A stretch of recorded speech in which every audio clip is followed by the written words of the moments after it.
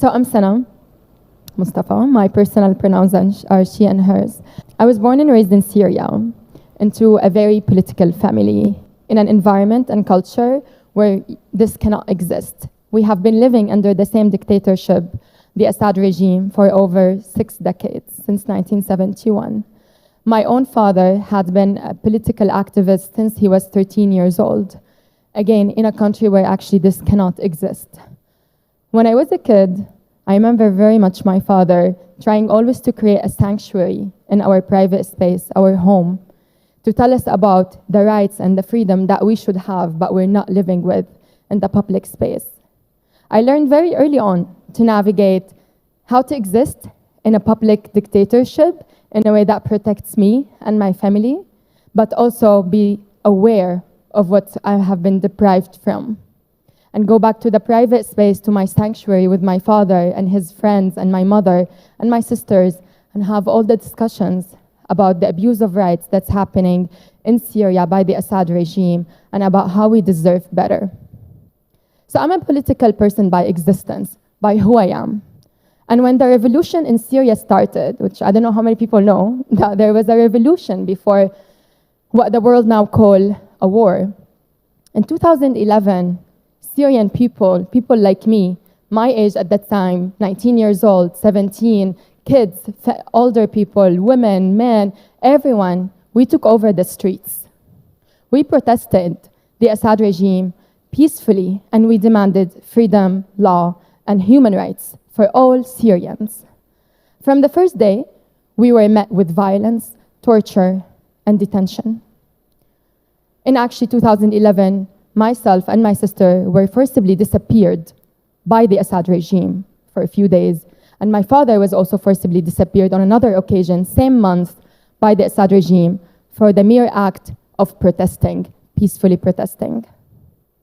My sister and I were eventually released a few days later, and my father a few months later. At some point, my mom and my younger sister had 3 people in their families forcibly disappeared, not detained, disappeared, kidnapped by our own governments. And that experience for me, if I had any fear that was left in me from knowing about this dictatorship, it was gone. We were released, and I had already seen what I were reading about and hearing the stories about the torture and the horror of the Assad regime detention centers, disappearance centers. So when we were released in 2011, we took over the streets again. And we continued to protest and organize, demanding human rights for ourselves and for other Syrians. And that led into my father being again forcibly disappeared in 2013. On July 2nd, 2013, my father was forcibly disappeared. This is my father.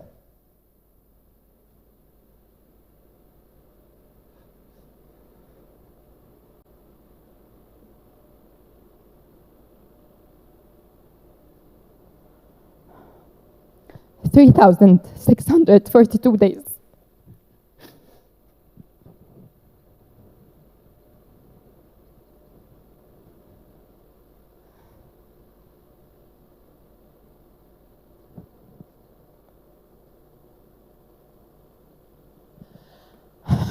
We don't know if he's alive or dead. I don't know if it's a he, was. We don't know his whereabouts. He was basically kidnapped by the Assad regime. Alongside over 100,050 Syrians who've been forcibly disappeared, men, women, children. And as a result of my father's forced disappearance, my sister, my mom, and myself had to flee the country.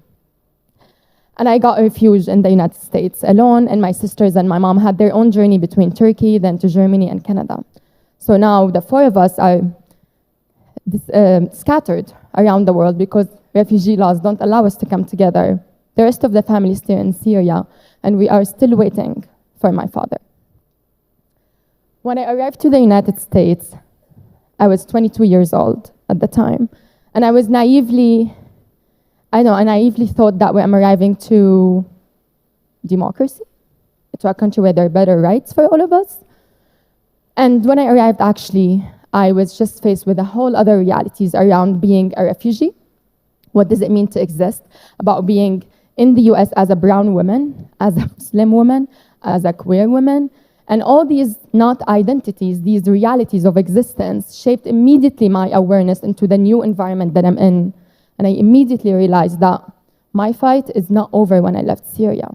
Actually, my fight just started again. And now it's not only about the Assad regime, oppressive systems, it's about the multi-layered systems of oppression, from racism to classism to sexism to the colonialism that we're living in. And that made me aware that the only tools I have at the time when I lost my family, my home, my father, is I had two things: the values and the ethics that my father, my mom, and the Syrian revolution planted in me, and my voice. And no one can take these two things away from me. So I used what I had. I used my voice 2014 and 15 and 16 advocating for refugee rights, actually sharing who we are. In 2015, maybe many of you may be aware that there was a huge number of Syrians who fled through the Mediterranean and were trying to seek Europe. And suddenly, we were famous and well-known as Syrians and becoming refugees. And the world suddenly cared because we started reaching the white land, Europe. For the information is that there are millions of Syrians fled to Lebanon, Jordan, and Turkey before 2015 and 16. But no one cared because it's the same region, same shit. So same people, who cares? But when we started arriving to Europe, suddenly the world woke up and they're like, oh my God, let's talk about refugees. And I went and I was like, okay, let's utilize this opportunity. And then I would be invited to places where there will be a bunch of people who they call themselves the experts from the US, from Europe, never ever lived the experience of forced displacement, mainly white, and they will be talking about what does it feel like to be a refugee, telling my story, my family's story, and many other stories. And also, of course, because they're the experts, proposing solutions. It was, for me, shocking reality that I was really, did we just revolt and lost everything to be excluded again in telling our own story and to be part of our own fight? So I decided to change that. I spoke up. I worked with people alongside private and public entities, churches, schools, mosques, synagogues, everyone and every entity you can think of to reshape the narrative about who we are as refugees and how we should be centered in power and we should be part of the solution.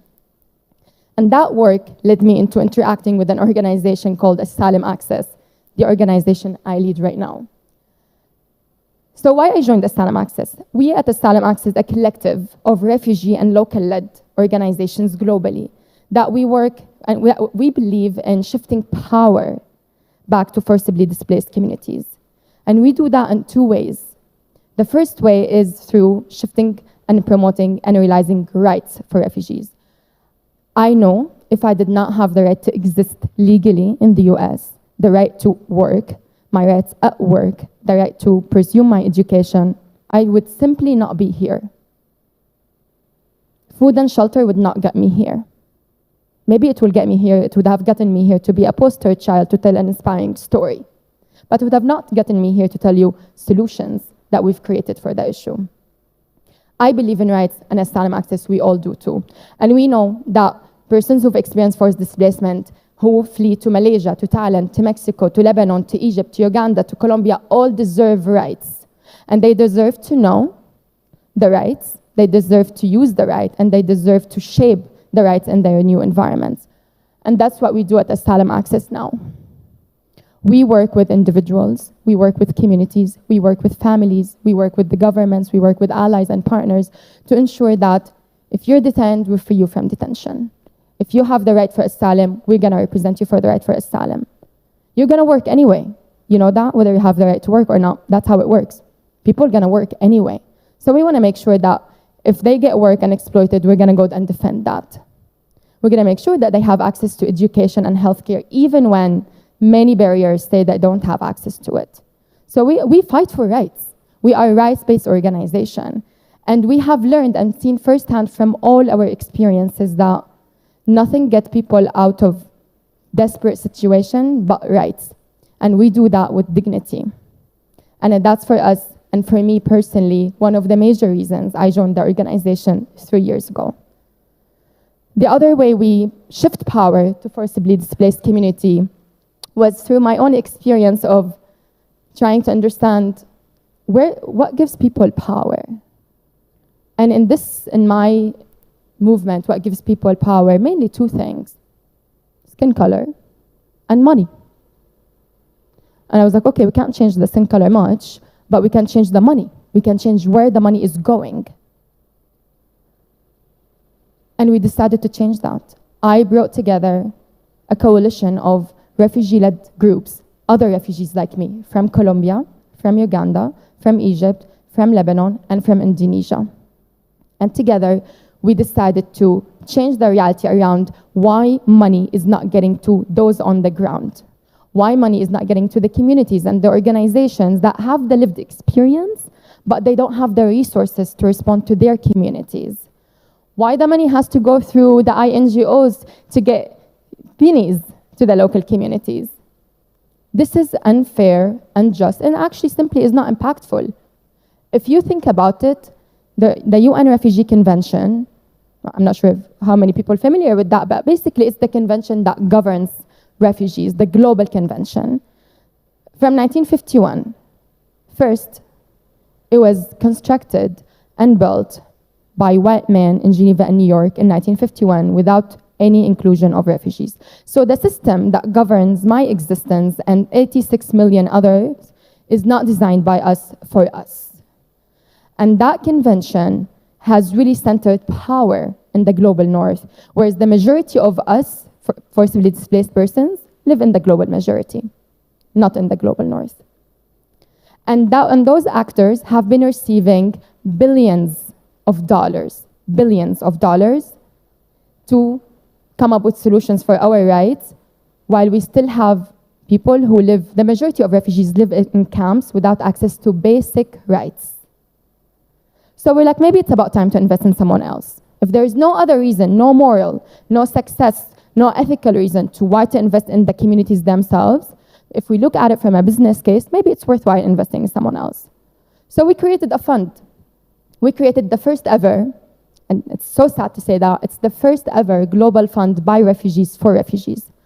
And what we do in this fund is that we collect money. We go and talk to donors and be like, why you should directly resource refugees. And we collect this money and we redistribute it through an open, inclusive, participatory, grant-making way to the communities on the ground. The communities that don't have registration, the communities that don't have bank accounts, but the communities who are doing the work anyway for their communities. And we make sure they are resourced, and then we make sure they're registered, they have the bank account, and they have all the capacity they need to thrive and build this movement. So through the combination of rights and resources, we make sure that we are building dignified, long-term solutions for forcibly displaced communities that moves us into us being in power and being able to shape our own realities. And this is where we are today. I'm here also to invite you all across movements to really think internally, how are we centering power and shifting power back to the communities that we're serving and we're working with? How are we existing? And to remember that everything is political, and we are all come from this political background. We are political by existence, and I'm very grateful for Nena and for the AVPN community to bring us here to start these conversations, and I welcome all partnerships after here. Thank you all.